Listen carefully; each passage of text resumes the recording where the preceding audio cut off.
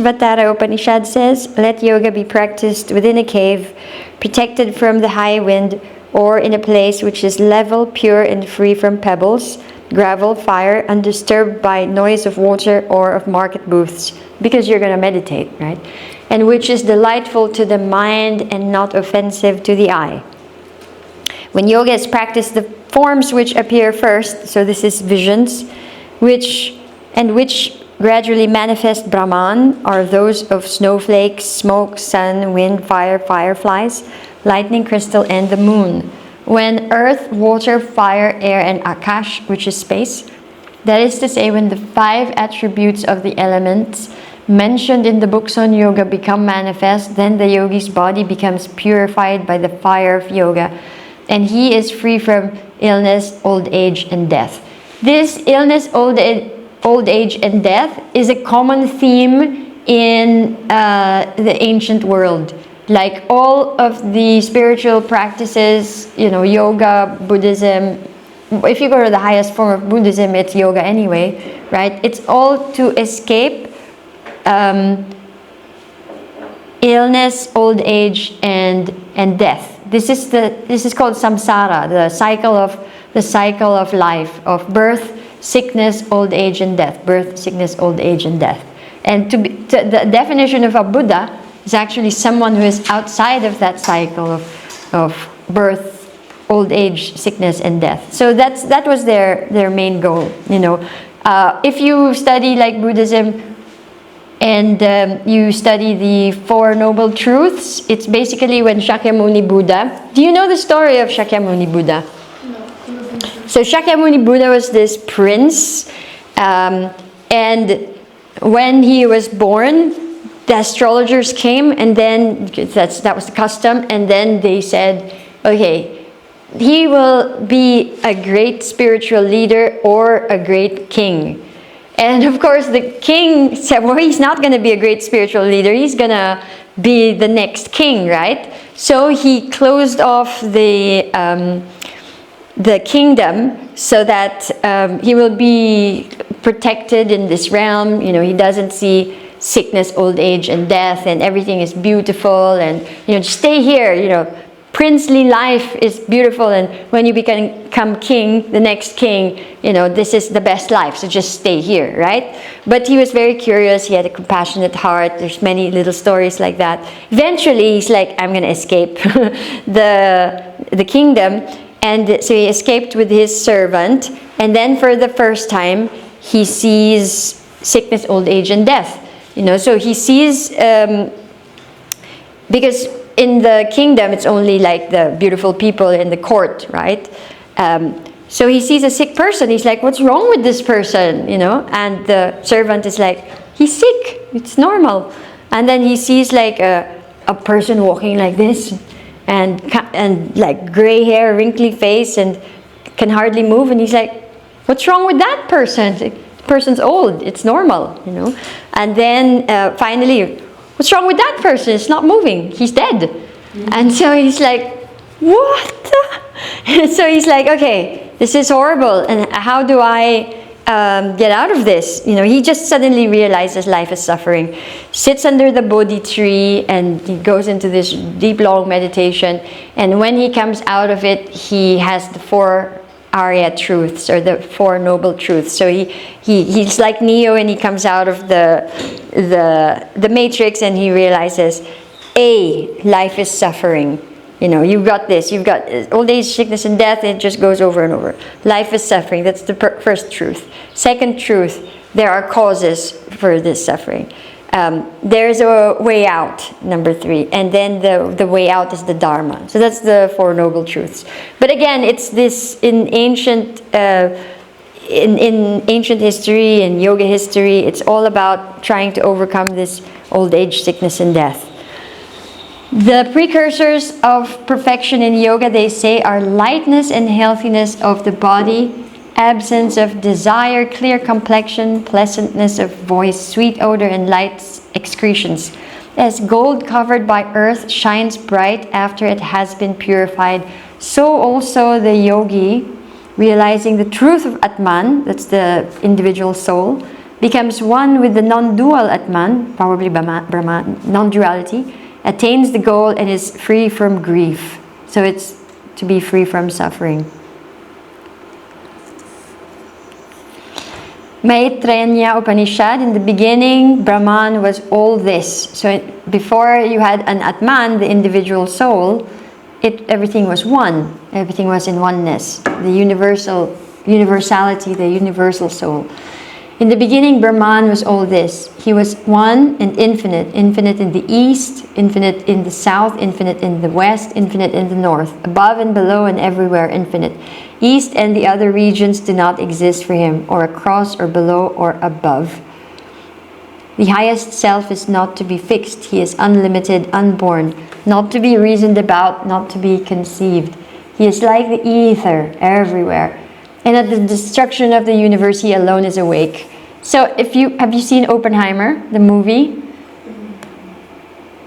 After they drop the atomic bomb, he says this, which he quotes in the Bhagavad Gita, but it's also actually from the Upanishad. I have become death, the destroyer of life. He is like ether everywhere, and at the destruction of the universe, he alone is awake. So the soul is not something that cannot be destroyed. Even if the world ends, the soul is still there. Thus, from that ether, he wakes all this world, which consists of thought only, and by him alone is all this meditated on, and in him it is dissolved. So if you take out the word him, and you can put soul or universal soul, it sounds like this. Thus, from that ether, the universe, let's say consciousness, it's an easier word. But when I say consciousness, think of universal consciousness. Thus, from that ether, consciousness wakes all this world, which consists of thought only. And by consciousness alone is all this meditated on. And in consciousness, it is dissolved. Good. His is that luminous form which shines in the sun, and the manifold light in the smokeless fire, and the heat which in the stomach digests food. Thus it is said, he who is in the fire, he who is in the heart, and he who is in the sun, they are one and the same. He who knows this becomes one with the one. Neo. It's a really nice one to meditate on. It's actually got lots of things in there. It's very beautiful.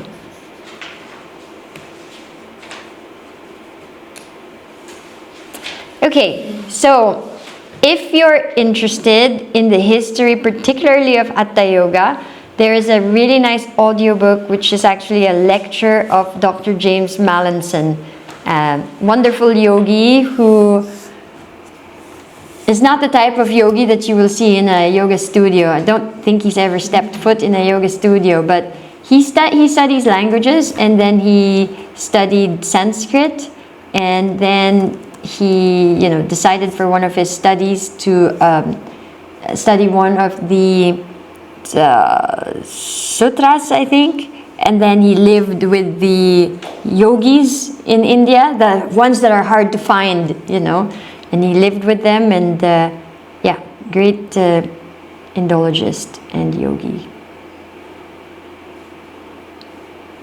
Okay. So he has one audiobook called, where is it? History and Practices of Hatha Yoga.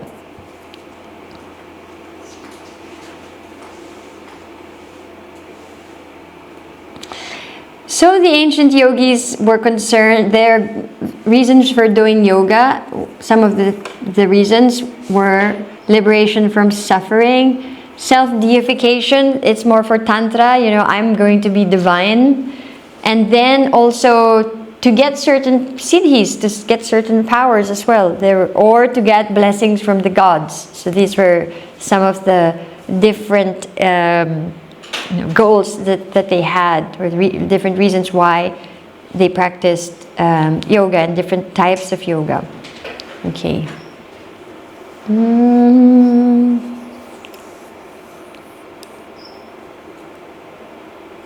Let's skip to... Shiva and Mahavatar Babaji. So Shiva is known especially in the Nath Yoga lineage, which is the lineage of Hatha Yoga, to be Adi Guru, the first guru, so the primary teacher of yoga. So he was the first teacher, then he taught Gorakshanath, and Gorakshanath taught Matsyendranath, and then Matsyendranath, another person and another person. And then more and more people. It used to be just one teacher, one disciple, one teacher, one disciple. And the Nath Yoga lineage is still preserved up to this day. Like my Hatha Yoga teacher in India, he can trace his lineage all the way up, you know. So they're the ones who do the all of the kriyas, all of the really traditional Hatha Yoga. Then you have the line of Mahavatar Babaji. Babaji is an avatar, Mahavatar, avatar, the great avatar Babaji. And he just appears to anyone who is ready, you know, like imagine someone from another dimension appearing. And then he teaches them yoga. So, sorry, it was Matsyendranath before Gorakshanath. So that becomes the line of the Nath Yogis. Mahavatar Babaji, there's one lineage that became the Himalayan tradition. This is the lineage of Ramana Maharshi and Papaji, and they're more like Yan Yogis. It's more about meditation and about direct realization. What is life? What is it like to be awake? You know, it's more that. And then the other line is missing one. Lahiri Maharsha, and then Sri Yukteswar, I think. Yeah, Sri Yukteswar, and then Paramahansa Yogananda, which became the line of Kriya Yoga. And it's an initiatic path. And also, he taught some Hatha Yoga, but really more, it's really more about working with the energy of the body and meditation and direct communication, you know, with God. Other than that, I don't know, because it's supposed to be a secret practice, right? There's a really nice, he wrote several books. Paramahansa Yogananda wrote several books. Your best starter is the autobiography of a yogi. So after this training, or like in the next few days, if you have time, get the audio book, get the written book, autobiography of a yogi. It's very nice because he talks about his life. So he lived from 1893 to 1952, so it's not that long ago, right? Still kind of like this, kind of still fits in the modern time, but he's got like one foot in ancient yogi times. And he talks about all of these like amazing, fantastic experiences. Like he meets like a yogi who can change the molecule of things, and it talks about past lives and just all of these wonderful things, but at the same time modern yogi, right? So very nice book. You can also watch the movie Awake, but in the movie it's less about him, because it's other people talking about him, but it's also nice. So the title of the movie is Awake.